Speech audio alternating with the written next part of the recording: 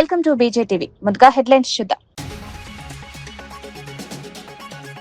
అజిత్ పవార్ అంత్యక్రియలకు ఏపీ మంత్రులు. బారామతిలో అజిత్ పవార్ అంత్యక్రియలు నివాళులర్పించిన నారా లోకేష్. అంత్యక్రియలకు హాజరైన అనగాని కృష్ణదేవరాయలు, మాగుంట.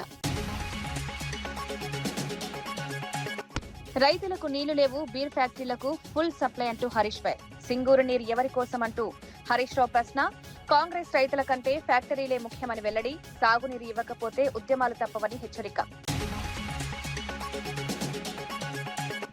లడ్డూలో జంతు కొవ్వు లేదని భూమన కరుణాకర్ రెడ్డి. సిట్ సిబిఐ నివేదికతో నిజాలు వెలుగులోకి వచ్చాయని వెల్లడి. తప్పుడు ప్రచారాలతో భక్తుల మనోభావాలపై దాడి. తిరుమల పవిత్రత కాపాడాల్సిన బాధ్యత అందరిది అని వ్యాఖ్య. కేసీఆర్ కు సిట్ నోటీసులు. కాంగ్రెస్ దివాలా కోరుతనానికి నిరసనమన్న బీఆర్ఎస్. ప్రతీకార రాజకీయాలకే రేవంత్ ప్రభుత్వం ఉందన్న నేతలు. ప్రజాస్వామ్య విలువలపై దాడి జరుగుతోందని వ్యాఖ్య. ప్రజలే త్వరలో తగిన బుద్ధి చెప్తారని వెల్లడి. కేసీఆర్ కు సిట్ నోటీసులపై మహేష్ గౌడ్ స్పందన. బాధ్యులకు శిక్ష పడాల్సిందేనన్న వ్యాఖ్య. కేసీఆర్ పై తమకు గౌరవం ఉందన్న మహేష్ గౌడ్. విచారణ పారదర్శకంగా జరుగుతోందని వ్యాఖ్య. పూర్తి స్థాయిలో విచారణ జరిగితేనే వాస్తవాలు వెలుగులోకి వస్తాయన్న మహేష్. ఆంధ్రప్రదేశ్ లో అవినీతి మరోసారి వెలుగులోకి వచ్చింది. విజయనగరం జిల్లా పోలీస్ కార్యాలయంలో హోంగార్డ్ గా విధులు నిర్వహిస్తున్న శ్రీనివాసరావు ఇంట్లో ఏసీబీ అధికారులు విస్తృత సోదాలు నిర్వహించారు. విజయనగరం, గుర్ల, విశాఖ ప్రాంతాల్లోని అతడి నివాసాలు, సంబంధిత ప్రదేశాల్లో తనిఖీలు చేపట్టిన అధికారులు దాదాపు 20 కోట్ల విలువైన అక్రమ ఆస్తులు గుర్తించారు. శ్రీనివాసరావు గతంలో ఏసీబీ విభాగంలో సుమారు 15 సంవత్సరాలు పనిచేసినట్లు అధికారులు తెలిపారు. ఆ సమయంలో అధికారుల దాడులపై ముందుగానే సమాచారం అందించి డబ్బులు తీసుకున్నారని ఆరోపణలున్నాయి. అక్రమ సంపాదనకు సంబంధించిన ఆధారాలను సేకరిస్తున్నామని, కేసును మరింత లోతుగా దర్యాప్తు చేస్తామని అధికారులు వెల్లడించారు. ఈ ఘటన పోలీస్ వ్యవస్థలోని లోపాలను మరోసారి బయటపెట్టింది.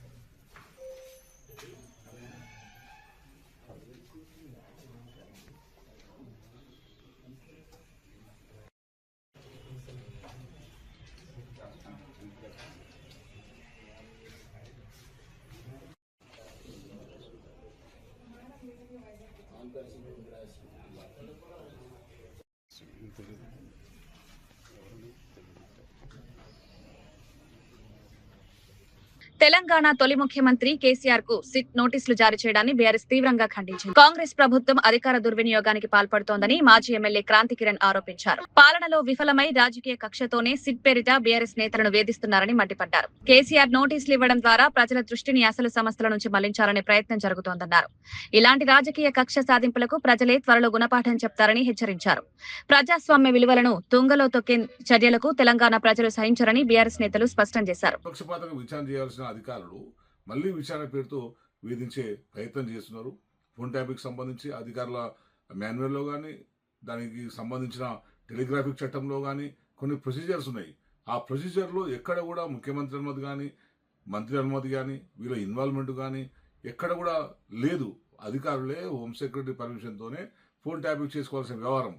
అది ఎవరు చేస్తారు, ఎట్లా చేస్తారు అనేది అధికారుల మధ్య వాళ్ళు తీసుకున్న నిర్ణయం తప్పించి దీన్ని ఏదో ఒక రాజకీయ నిర్ణయంగా రుద్ది కేసీఆర్ గారిని, కేటీఆర్ గారిని, హరీష్ రావు గారిని, సంతోష్ గారిని ఇట్లా మొత్తం టీఆర్ఎస్ పార్టీని ఇరికిచ్చే ప్రయత్నం చేస్తున్నారు. దీన్ని మేము తీవ్రంగా ఖండిస్తున్నాం. మీ అప్రజాస్వామిక చర్యల్ని, మీ నియంత్రిత పోకడలకు త్వరలో ప్రజలు అడ్డుకట్ట వేస్తారు. మీ విధానాల్ని మార్చుకోండి, ప్రజలకు పనికొచ్చే పనులు చేయండి, ఇచ్చిన హామీల్ని నెరవేర్చండి. ఎక్కడైతే ప్రజలకు ఉపయోగపడే పనులు జరుగుతున్నాయో అక్కడ తీవ్రమైన అవినీతి జరుగుతుంది. ఆ అవినీతి మీద దృష్టి పెట్టండి. అవన్నీ దృష్టి మలచడానికి ఈ సిట్ అని చెప్పి, ఫోన్ ట్యాపింగ్ అని, ఇంకోటని కేసులు తీసుకొచ్చి అనవసరమైన రాద్ధాంతం చేసుకుంటూ తెలంగాణలో ఒక వాతావరణాన్ని, కలుషితమైన వాతావరణాన్ని సృష్టించే ప్రయత్నాన్ని రేవంత్ రెడ్డి గారు చేస్తున్నట్టు కనిపిస్తుంది. ఈ పద్ధతి మానుకోవాలని చెప్పి ఇంకోసారి సిట్ కానీ ఇంకెవరు కానీ మీరు ఎవరైనా సరే కేసీఆర్ గారి జోలికి వస్తే తెలంగాణ ప్రజలు ఊరుకోరన్న విషయాన్ని మీరు గుర్తించాలని హెచ్చరిస్తున్నాను. మెదక్ జిల్లాలో కాంగ్రెస్ ప్రభుత్వ విధానాలపై మాజీ మంత్రి ఎమ్మెల్యే హరీష్ రావు తీవ్ర విమర్శలు గుప్పించారు. రైతులకు సాగునీరు నిలిపివేసి బీర్ ఫ్యాక్టరీలకు మాత్రం నిరంతరంగా నీళ్లందిస్తున్నారని ఆరోపించారు. సింగూర్ ప్రాజెక్టులో నీటి మట్టం తక్కువగా ఉందని చెప్తున్న ప్రభుత్వం అదే సమయంలో బీర్ ఫ్యాక్టరీలకు నీళ్లు ఎక్కడి నుంచి వస్తున్నాయో సమాధానం చెప్పాలని ప్రశ్నించారు. సాగునీరు లేక రైతులు ఇబ్బందులు పడుతుంటే పరిశ్రమలకు ప్రాధాన్యం ఇవ్వడం అన్యాయమన్నారు. రైతుల సమస్యలను వెంటనే పరిష్కరించకపోతే ఉద్యమాలకు దిగాల్సి వస్తుందని స్పష్టం చేశారు. ఇవాళ రైతుల మీద ఈ ప్రభుత్వానికి లేకుండా పోయింది. రైతులంటే చిన్న చూపు. రైతులకు ఎరువులు దొరికాయి, రైతులకు బోనస్ పైసలు పడాయి, రైతులకు రైతు భరోసా రాదు, రైతులకు బీర్ ఫ్యాక్టరీలకు నీళ్లు ఇచ్చి రైతుల పంటలు ఎండబెడతారు. ఇదేనా రైతుల మీద మీకున్న ప్రేమ? రైతులకు పోయిన యాసంగిలో మొన్న వర్షాకాలంలో అకాల వర్షాలు పడి వడగళ్ల వానబడి పంట నష్టం జరిగింది. 10,000 ఇస్తామని ముఖ్యమంత్రి హెలికాప్టర్లు వచ్చి చెప్పిపోయిండు. 10 పైసలు వల్లే ఇప్పటిదాకా. ఏడాది అయిపోయింది ముఖ్యమంత్రి గారు. ఇక రేపే ఇస్తున్నా అని చెప్పినావు నువ్వు. పోయిన యాసంగి రాళ్ల వాన పడ్డ పైసలు, పోయిన యాసంగిలో అకాల వర్షాల వల్ల పడ్డ పైసలు గాని, మొన్న వచ్చిన తుఫాన్లో జరిగిన నష్టానికి అటు వరి చేన్లు గాని, పండ్ల తోటలు గాని, ఇతర పంటలు నష్టపోయిన రైతులకు ఒక్క పైసా కూడా ఈ ప్రభుత్వం సాయం చేయలేదు. మీరు బడా కాంట్రాక్టర్లకు బిల్లులు ఇస్తున్నారు, కమిషన్లు వచ్చే కాడ పైసలు రిలీజ్ చేస్తున్నారు. రైతులంటేనే మీకు ఎందుకు అంత మొండి చేయి చూపుతున్నారు? రైతుల మీద ఎందుకంత నిర్లక్ష్యమో నేను అడుగుతా ఉన్నా. వడగళ్ల వాన పడ్డా, అకాల వర్షాలు పడ్డా, తుఫాను వల్ల నష్టపోయిన రైతులకు పైసలు ఇయ్యరు, బోనస్ పైసలు ఇయ్యరు, రైతు భరోసా పైసలు ఇయ్యరు, ఎరువులు టైం మీద ఇయ్యరు, నీళ్లు ఇవ్వమంటే నీళ్లు కూడా ఇవ్వకపోతుంది. ఇదేం ప్రభుత్వం అని అడుగుతా ఉన్నాం. అంటే రైతులను ఎందుకు ఇంత ఉసురు పోసుకుంటున్నారు? మాటల్లోనేమో రైతుల ప్రభుత్వం, చేతల్లోనేమో వ్యాపారవేత్తల మీద ప్రేమ మీకు, బీర్ కంపెనీల మీద ప్రేమ మీకు. సో ఇప్పటికైనా తక్షణమే రైతులకు పెండింగ్ ఉన్న అన్ని రకాల నిధులు, అది బోనస్ పైసలు గాని, రైతు భరోసా పైసలు గాని. జాతీయ జనగణనలో కులగణన అంశంపై తెలంగాణ జాగృతి అధ్యక్షురాలు కల్వకుంట్ల కవిత తీవ్ర అసంతృప్తి వ్యక్తం చేశారు. జనగణన జరిగితే ఏ వర్గం ఎంత ఉందో వారికి బడ్జెట్, ఉద్యోగావకాశాలు ఎలా కల్పించాలన్నది స్పష్టంగా తెలుస్తోందన్నారు. కేంద్ర ప్రభుత్వం కులగణనకు ముందుకు రావడంతో సంతోషించామని, కానీ డాక్యుమెంట్ విడుదల చేసిన తర్వాత అసలు ఉద్దేశం బయటపడిందని విమర్శించారు. ఎస్సీ, ఎస్టీ కాలంలు పెట్టి బీసీలకు మాత్రమే కాలం లేకుండా కేవలం కులం అనే కాలం మాత్రమే ఉంచడం ఓబీసీలను అవమానించడమేనన్నారు. సమాన హక్కులు, న్యాయం అందాలంటే ఖచ్చితమైన కులగణన అవసరమని స్పష్టం చేశారు. ఈ అంశంపై పోరాటం కొనసాగుతుందని కవిత ప్రకటించారు. భారతదేశ వ్యాప్తంగా జనగణన అనేటటువంటిది ఒక ఎక్సర్సైజ్ జరుగుతూ ఉంది. కులగణన అనేటటువంటి ఎక్సర్సైజ్ జరుగుతుంది. సెన్సెస్ వాస్తవానికి 2011లో జరిగింది. ప్రతి 10 సంవత్సరాలకు జరగాలి అంటే 2021లో జరగాల్సి ఉండే. కానీ 2021లో కోవిడ్ వచ్చిందని చెప్పి జనాభా గణన చేయకుండా వదిలేయడం జరిగింది. ఆ తర్వాత సందర్భంలో ఇవాళ భారతదేశ వ్యాప్తంగా జరుగుతున్నటువంటి చర్చలో భాగంగా బీసీలకు సంబంధించి గణన కావాలనేటటువంటి డిమాండ్ అన్ని రాష్ట్రాల్లో కూడా వస్తున్నటువంటి సందర్భంలో మరి కేంద్ర ప్రభుత్వం కూడా మేము కులగణన చేస్తామని చెప్పి చెప్పడం జరిగింది. వారు కులగణన చేస్తామని చెప్పగానే అందరం కూడా వాస్తవానికి ఆశ్చర్యపోయినాం. ఎట్లా బుద్ధి వచ్చింది ఇట్లా వీళ్ళకు సడన్గా కులగణన ఎట్లా చేస్తా అన్నారని. ఎందుకంటే కులాల వారీగా గణన చేసినప్పుడు భారతదేశంలో ఉన్నటువంటి కమ్యూనిటీస్ అన్నిటి గురించి ఒక్కసారి లెక్క నిగ్గు తేల్చుకున్నప్పుడు వారికి ఇస్తున్నటువంటి బడ్జెట్ ఎంత, వారికి వస్తున్నటువంటి ఉద్యోగాలు ఎన్ని అనేటటువంటి ప్రశ్నలు సాధారణంగానే వాటిని వెనక నుండి బయలుదేరుతాయి. కాబట్టి మరి కులగణన అనేది మంచి కాన్సెప్ట్ అని అందరు కూడా సంతోషించినాం. ఎప్పుడైతే కులగణన డాక్యుమెంట్ బయటకిచ్చారో, సెన్సస్ డాక్యుమెంట్ బయటకిచ్చారో, ఆ సెన్సస్ డాక్యుమెంట్లో కంప్లీట్గా భారతీయ జనతా పార్టీ భారత ప్రజలను మోసం చేస్తుందన్న విషయం స్పష్టంగా అర్థమైంది. ఎందుకంటే ఎస్సీ, ఎస్టీ 2 కేటగిరీస్ పెట్టారు ఇంతకుముందు లాగానే రాజ్యాంగంలో ఉంది కాబట్టి. కానీ ఏదైతే ఓబీసీ అనే కేటగిరీ పెడతామని చెప్పారో అది పెట్టకుండా డైరెక్ట్గా కులము అనేటటువంటిది ఇంక్లూడ్ చేశారు. మహారాష్ట్ర డిప్యూటీ సీఎం అజిత్ పవార్ అంత్యక్రియలు బారామతిలో గంభీర వాతావరణంలో జరిగాయి. ఈ కార్యక్రమానికి ఆంధ్రప్రదేశ్ మంత్రులు నారా లోకేష్, అనగాని సత్యప్రసాద్ హాజరయ్యారు. అజిత్ పవార్ భౌతిక కాయానికి పుష్పాంజలి ఘటించి నివాళులర్పించారు.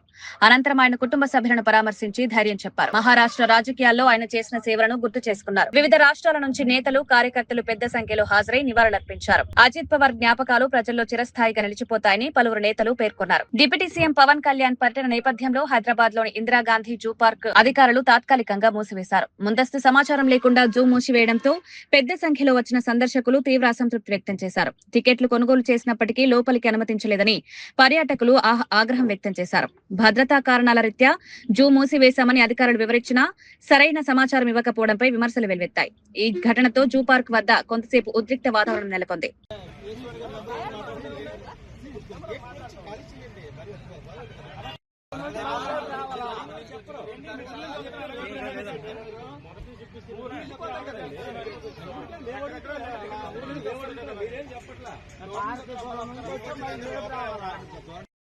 అతను మళ్ళీ ఇక్కడికి వస్తారు, ఏ టైం వస్తారో చెప్పలేము. ఈ పిల్లలతో మేము తెల్లవారుసరికి వచ్చాము 9:30 అప్పుడు అనుకోండి. యాక్చువల్గా లేదనుకోండి ఫోటో పెట్టిస్తాం కదా క్లోజ్ అని. మీరు కంప్యూటర్ టికెట్ ఏదంటే అడల్ట్ కొడతారు, అమౌంట్ కొట్టరు. అడల్ట్ కొడితే 70 రూపీస్ వస్తారు. అది ఆఫ్ అలా కాదు. కొన్ని సార్ పని చేయండి, పని చేయండి. ఇప్పుడు ఆఫ్ అమౌంట్ లేకపోతే మీరు పని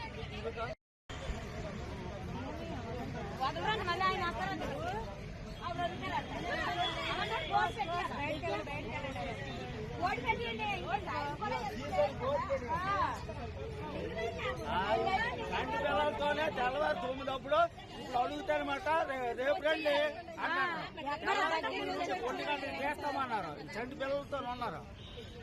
సీజన్ పెట్టియండి, అదే తెలుగు.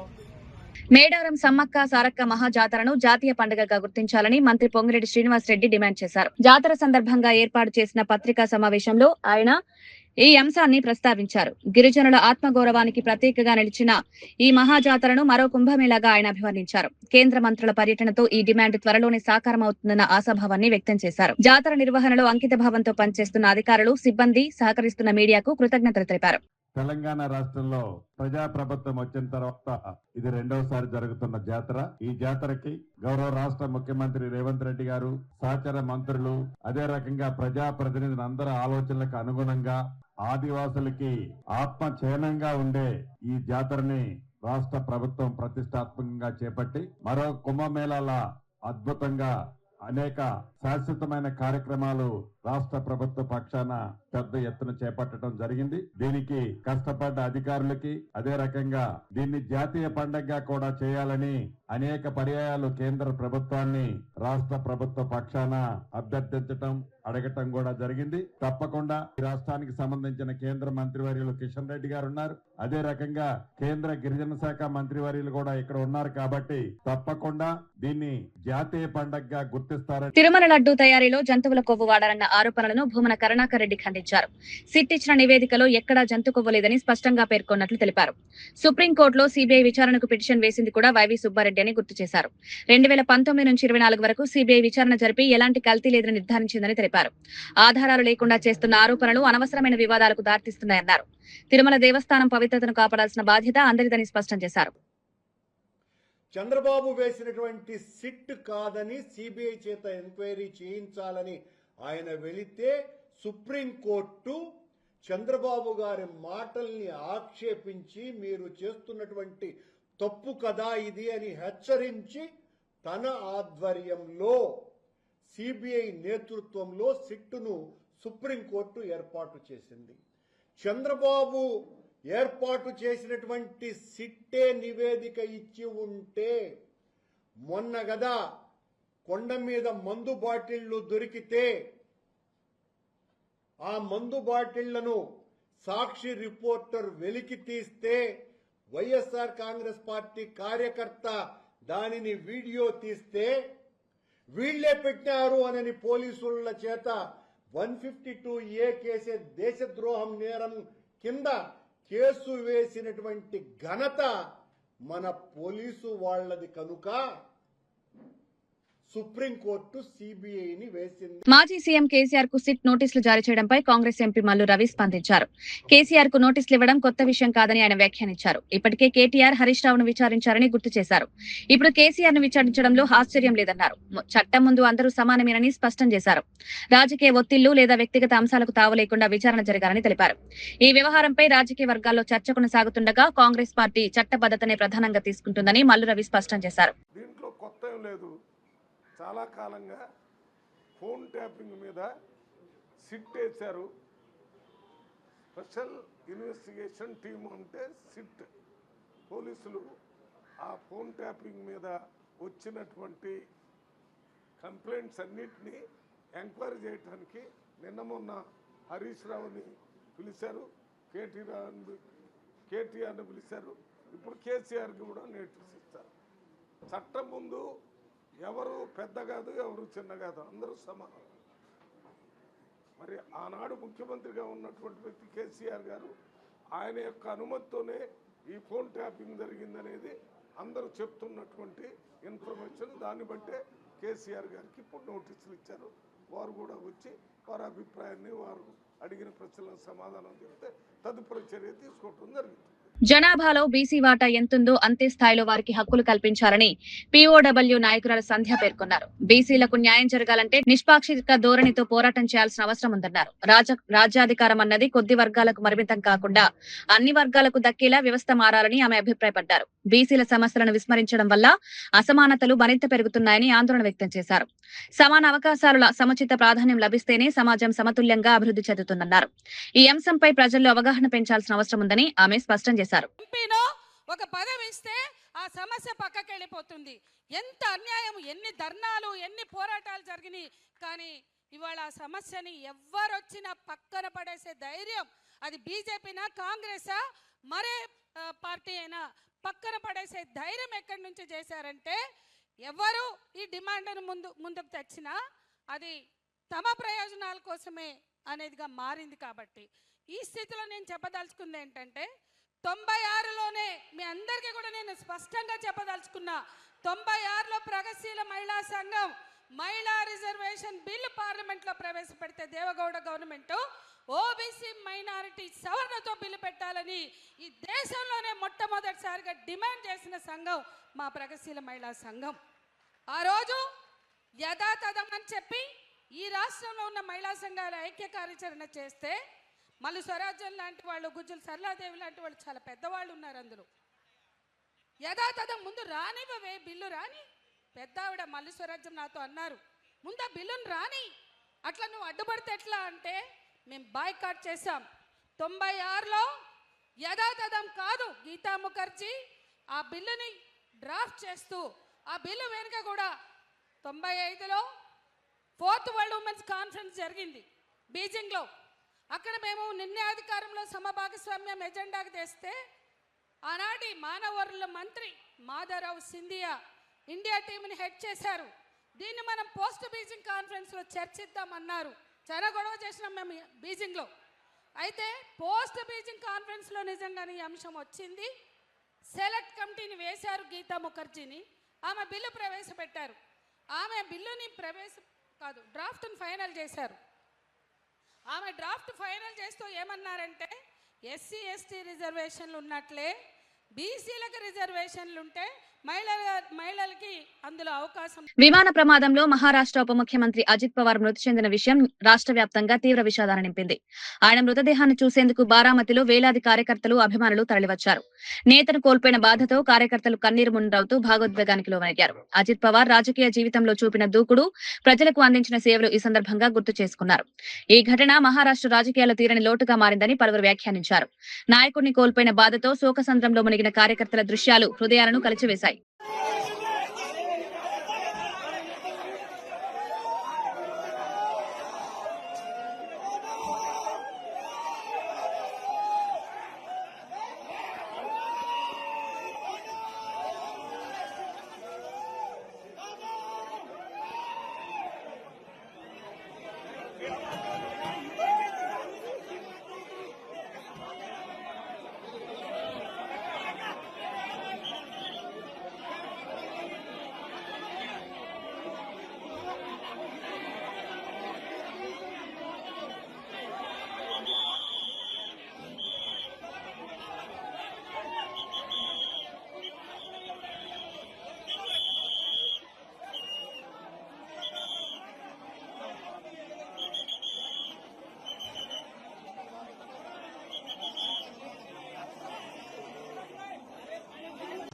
ట్యాపింగ్ కేసులో మాజీ ముఖ్యమంత్రి కేసీఆర్ కు సిట్ నోటీసులు ఇవ్వడాన్ని బీఆర్ఎస్ తీవ్రంగా ఖండించింది. ఇది కాంగ్రెస్ ప్రభుత్వ దివాలా కోరుతనానికి నిదర్శనమని బీఆర్ఎస్ నేత క్రాంతి కిరణ్ విమర్శించారు. పరిపాలన చేతకాక రాజకీయ కక్షతోనే సిట్ పేరిట వేధింపులకు పాల్పడుతోందని ఆరోపించారు. ఇప్పటికే కేటీఆర్ హరీష్ రావును విచారించిన తర్వాత ఇప్పుడు కేసీఆర్ ను టార్గెట్ చేయడం ప్రతీకార రాజకీయాలకు నిదర్శనమన్నారు. ప్రజాస్వామ్య విలువలను కాలరాస్తూ రాజకీయ ప్రత్యర్థులను భయపెట్టే ప్రయత్నం చేస్తున్నారని మండిపడ్డారు. కాంగ్రెస్ ప్రభుత్వానికి ప్రజా సమస్యలపై దృష్టి లేదని కేవలం రాజకీయ దాడులకే ప్రాధాన్యమిస్తోందని విమర్శించారు. ఇలాంటి పోకడలకు త్వరలో ప్రజలే గట్టిగా బుద్ధి చెప్తారని హెచ్చరించారు.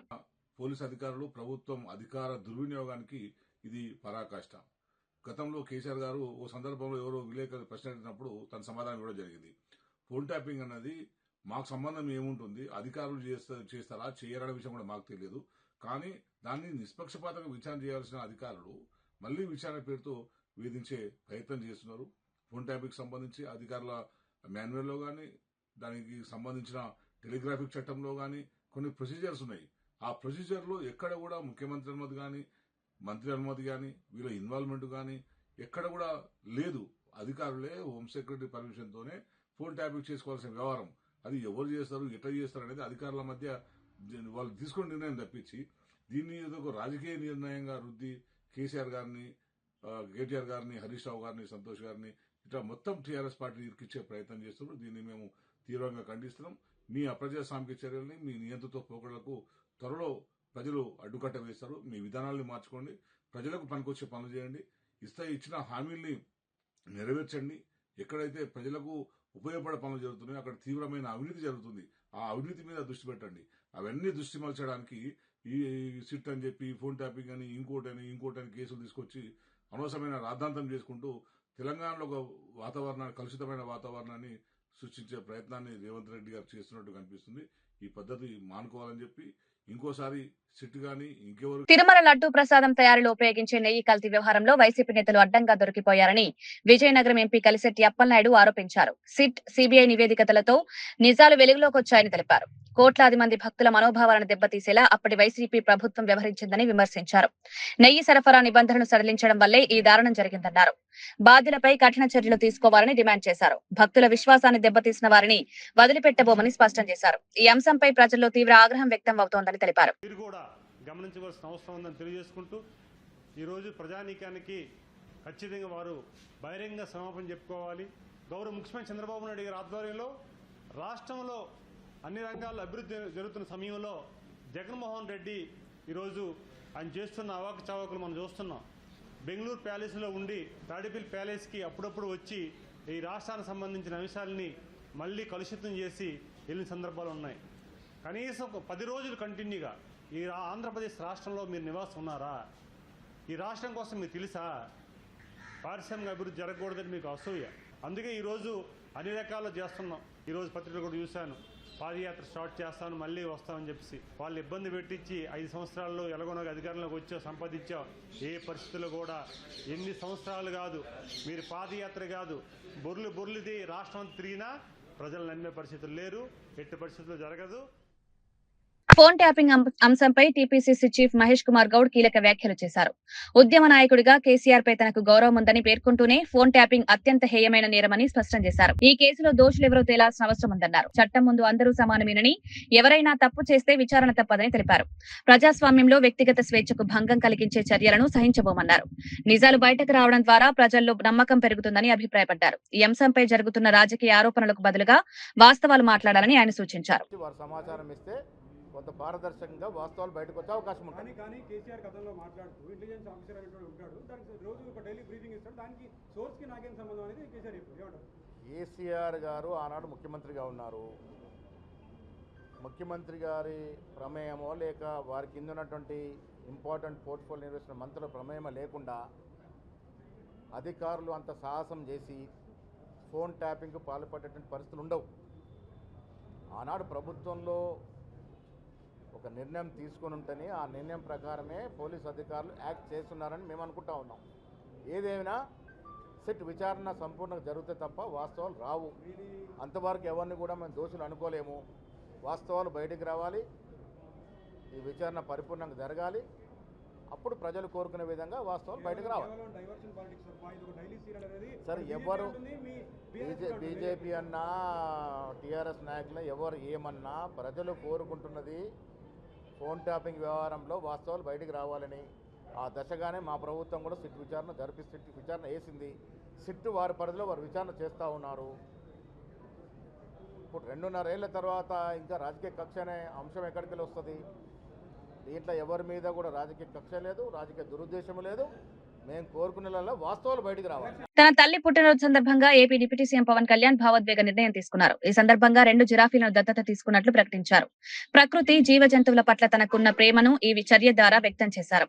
జూ అభివృద్ధి, జంతు సంరక్షణకు ఈ దత్తత ఉపయోగపడుతుందని తెలిపారు. సామాజిక బాధ్యతతో పాటు పర్యావరణ పరిరక్షణ కూడా ప్రతి ఒక్కరి బాధ్యతేనని పవన్ కళ్యాణ్ సందేశం ఇచ్చారు. తన తల్లి ఆశీస్సులతో ఈ నిర్ణయం తీసుకున్నారని పేర్కొన్నారు. రాజకీయాలకు అతీతంగా మానవీయ కోణంతో చేసిన ఈ చర్య మంచి ఆదర్శంగా నిలుస్తోందని పలువురు అభిప్రాయపడుతున్నారు.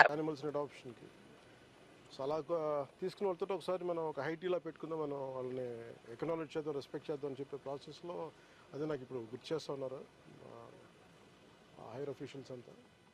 సో ఈరోజు మా అమ్మ పుట్టినరోజు కాబట్టి ప్రత్యేకంగా యాదృచ్ఛికంగా జరిగింది. నా కోరిక ఏంటంటే చాలా కాలం ఒక యానిమల్స్ని అడాప్ట్ చేసుకుంటుంటే మా ఇంట్లో కూడా ఒక 4 ఉంటాయి కుక్కలు, పెంపుడు కుక్కలు ఉంటాయి మా ఇంట్లో. సో అంటే నా కుటుంబ సభ్యులు, నా పిల్లలు కానీ నా భార్య అందరూ చాలా దీన్ని జంతు సంరక్షణ మీద చాలా ప్రత్యేకించి శ్రద్ధ పెడతారు. అలాగే ప్రత్యేకించి మా అమ్మగారి పుట్టినరోజు అవ్వటం వల్ల నాకేమనిపించిందంటే చెప్పడమే కాదు, ఎదుటి వాళ్ళకి నేను కూడా చేయాలని నిర్ణయించుకున్నాను. అందుకని మా అమ్మగారి పుట్టినరోజు సందర్భంగా ఈ 2 కనిపిస్తున్న అజిరాఫ్, ఇందాక తిండి పెట్టిన అజిరాఫ్ని వీటిని మా అమ్మగారి పేరు మీద వీటిని అడాప్ట్ చేసుకుని సంవత్సరానికి 2 జిరాఫీని అడాప్ట్ చేసుకొని వాటికి ఎంత అయితే మనీ కావాలో వాటిని వెంటనే క్లియర్ చేస్తాను తెలియజేసుకుంటూ, ఇది ప్రతి ఒక్కరూ కూడా అది జంతు సంరక్షణలో ప్రత్యేకించి జూస్లో కానీ ఇంకా జూ బయట కానీ జంతు సంరక్షణకి అందరం మన వంతు కృషి చేద్దామని తెలియజేసుకున్నాం. Thank you. వార్తలు ముగించే ముందు ముఖ్యాంశాలు మరోసారి. అజిత్ పవార్ అంత్యక్రియలకు ఏపీ మంత్రులు. బారామతిలో అజిత్ పవార్ అంత్యక్రియలు నివాళులర్పించిన నారా లోకేష్. అంత్యక్రియలకు హాజరైన అనగాని కృష్ణదేవరాయలు, మాగుంట. రైతులకు నీళ్లు లేవు, బీర్ ఫ్యాక్టరీలకు ఫుల్ సప్లై అంటూ హరీష్ రావు. సింగూరు నీరు ఎవరి కోసం అంటూ హరీష్ రావు ప్రశ్న. కాంగ్రెస్ రైతుల కంటే ఫ్యాక్టరీలే ముఖ్యమని వెల్లడి. సాగునీరు ఇవ్వకపోతే ఉద్యమాలు తప్పవని హెచ్చరిక. లడ్డూలో జంతు కొవ్వు లేదని భూమన కరుణాకర్ రెడ్డి. సిట్, సిబిఐ నివేదికలతో నిజాలు వెలుగులోకి వచ్చాయని వెల్లడి. తప్పుడు ప్రచారాలతో భక్తుల మనోభావాలపై దాడి. తిరుమల పవిత్రత కాపాడాల్సిన బాధ్యత అందరిది అని వ్యాఖ్య. కేసీఆర్ కు సిట్ నోటీసులు. కాంగ్రెస్ దివాలా కోరుతనానికి నిరసనమన్న బీఆర్ఎస్. ప్రతీకార రాజకీయాలకే రేవంత్ ప్రభుత్వం ఉందన్న నేతలు. ప్రజాస్వామ్య విలువలపై దాడి జరుగుతోందని వ్యాఖ్య. ప్రజలే త్వరలో తగిన బుద్ధి చెప్తారని వెల్లడి. కేసీఆర్ కు సిట్ నోటీసులపై మహేష్ గౌడ్ స్పందన. బాధితులకు శిక్ష పడాల్సిందేనన్న వ్యాఖ్య. కేసీఆర్ పై తమకు గౌరవం ఉందన్న మహేష్ గౌడ్. విచారణ పారదర్శకంగా జరుగుతోందని వ్యాఖ్య. పూర్తి స్థాయిలో విచారణ జరిగితేనే వాస్తవాలు వెలుగులోకి వస్తాయన్న మహేష్. ఇవి ఈనాటి వార్తా విశేషాలు. మరో బులెటిన్లో మళ్ళీ కలుద్దాం. నమస్కారం.